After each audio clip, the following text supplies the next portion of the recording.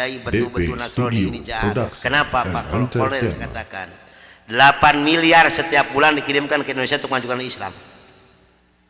Ini jangan salah Pak, karena mereka punya program tersendiri di Islam. Ustadz siapa yang menggaji Pak?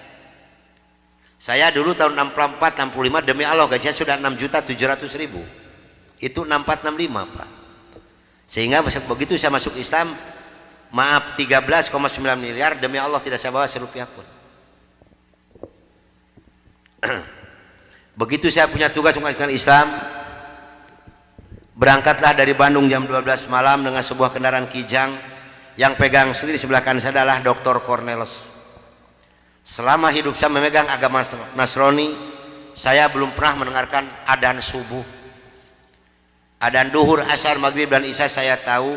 Kalau adzan subuh kuping saya belum pernah mendengarkan, karena saya belum pernah bangun sesubuh itu.